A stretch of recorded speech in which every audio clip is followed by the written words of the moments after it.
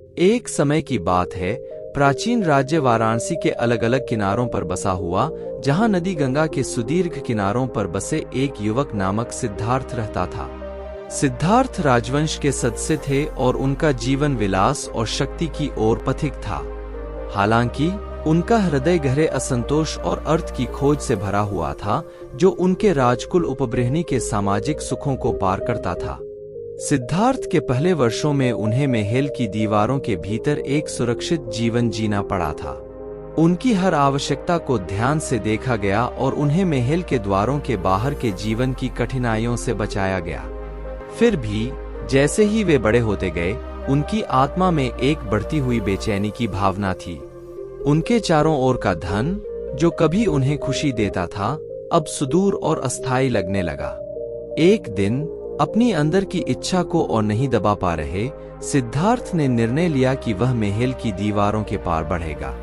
एक साधारित रूप में उपहारित, उन्होंने वाराणसी की गलियों की ओर प्रस्थान किया।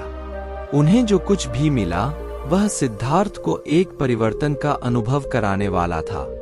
सिद्धार्थ ने सामान्य लोगों के कष्टों का साक्षात्कार किया, गरीबी, बीमारी और जन्म, वृद्धि, रोग और मृत्यु के अनिवार्य चक्र का। महल की धनाढ़ भूमि और बाहरी जीवन की कठिनाइयों के बीच का तीव्र विरोध सिद्धार्थ के हृदय पर एक अमिट छाप छोड़ गया। यह अपने आत्मा के अंदर की खोज में भूखा हुआ सिद्धार्थ ने अपने राजकुल जीवन का त्याग कर दिया। उन्होंने अपने शानदार अस्तित्व को पीछे छोड़ा, अपने परिवार को अलविदा कहा और आत्मान्वेषण की यात्रा पर निकल पड़े। वे जंगलों और मैदानों में घूमते रहे, प्रमुख साधुओं और तपस्वियों के मार्गदर्शन की कोशिश करते रहे। सिद्धार्थ ने ध्यान और तपस्या की कड़ी से अपने अस्तित्व के रहस्यों को खोलने की कोशिश की। वर्षों बीत गए और सिद्धार्थ का अनुसरण उसे बोधगया नामक नगर लाया, जहां उसने प्रसिद्ध बोधि वृक्ष के नीचे बसा लिया। यहाँ रात की शांति में सिद्धार्थ ने अपनी अपनी चेतना के गहरे आवागम में जा चुके अपरिहार्य ध्यान और तपस्या के माध्यम से उन्होंने एक गहन बोधि प्राप्त की। उस समय सिद्धार्थ बुद्ध बन गए। बुद्ध की नई समझ चार आर्य सत्यों पर केंद्रित थी। उन्होंने पहचाना कि दुख मानव अस्तित्व का एक अंग है, जो आसक्ति और इच्छा से उत्पन्न होता है। हालांकि उन्होंने यह भी खोजा कि दुख को परिभाषित करने का एक तरीका है, 8फोल्ड पथ। यह पथ सही समझ, सही इरादा, सही वाक्य, सही क्रिया, सही जीवन, सही प्रयास, सही स्मृति और सही ध्यान को समाहित करता है। अपने दर्शनों को साझा करने और दूसरों के दुख को कम करने के लिए उत्सुक, बुद्ध ने अपने शिक्षक के रूप में यात्रा करना शुरू किया। वह गांव से गांव यात्रा करते रहे, अपने ज्ञान को किसी भी को सुनने वाले से साझा करते रहे। सभी जीवन के क्षेत्रों से लोग बुद्ध की शिक्षाओं में आकर्षित हो रहे थे, जो उनके दयालुता, सतर्कता और आंतरिक शांति की मैसेज में आराम पा रहे थे। बुद्ध के सबसे वफादार अनुयायी में से एक थे आनंद, जो उनके चचेरे भाई और बचपन से ही करीबी साथी थे। आनंद एक दृढ़ शिष्य बन गए, जो बुद्ध के साथ उसकी यात्राओं पर साथ देते रहे और उनकी शिक्षाओं को स्थिर भक्ति से समझते रहे। आनंद का सफर उसके शिक्षक के साथ मेल खाता था, क्योंकि वह भी दुख की प्रकृति को समझने और बोधि प्राप्ति की कोशिश कर रहा था। बुद्ध की शिक्षाएं दूर दूर तक फैलती गईं और एक समुदाय, जिसे संघ कहा जाता है, वो संघ बनने लगा।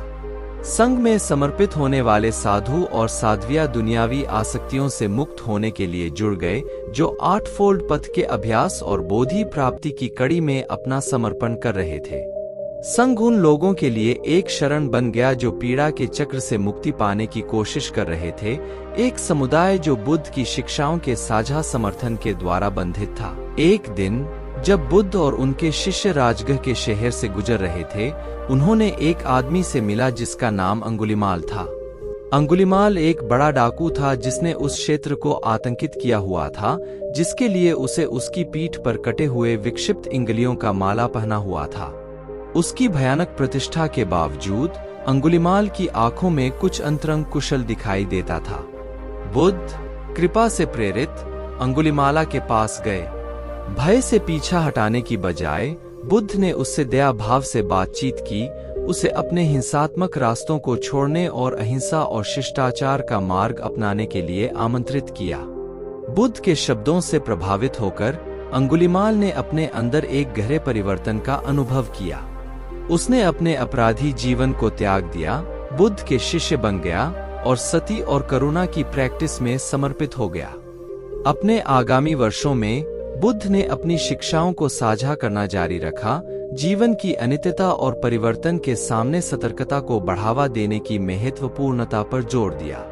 उनके वचन सभी आयु वर्ग के लोगों के साथ संवेदनशील थे और उनकी शिक्षाएं साधुसंघ द्वारा मौखिक परंपरा के माध्यम से संरक्षित की गई थी। जब बुद्ध का शारीरिक स्वरूप वृद्ध हो रहा था, तो उन्होंने अपने अनुयायियों को उनके अंतिम गमन के लिए तैयार किया।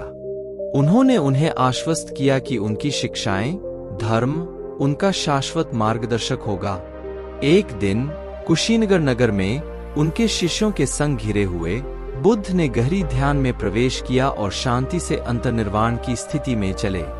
बुद्ध के परिनिर्वाण की खबर ने पूरे देश में गूंथे हुए हंगामे को उत्तेजित किया और संघ में गहरा शोक और हानि की भावना छाई।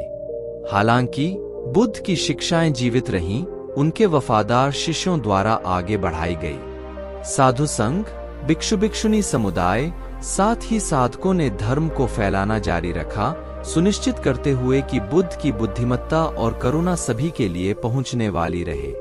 उसके पश्चात 30 सदियों में बौद्ध धर्म भारतीय उपमहाद्वीप और उससे आगे फैला, विभिन्न संस्कृतियों और समुदायों तक पहुंचते हुए बौद्ध धर्म की समृद्धि भया, जिससे थेरवाद, महायान और वज्रयान स्कूल्स उत्पन्न हुए, प्रत्येक के विशिष्ट व्याख्यान और अभ्यासों के साथ। बौद्ध धर्म ने करोड़ों के लिए मार्गदर्शन का स्रोत बनाया, जो कष्ट के समय में संतोष और मुक्ति की दिशा की ओर बढ़ा। बोधि वृक्ष, जहां बुद्ध ने बोध प्राप्त किया और परिनिर्वाण की अशेष शेष यात्रा स्थल बन गए, जो दुनिया भर से आने वाले खोजने वालों को आकर्षित करते रहे।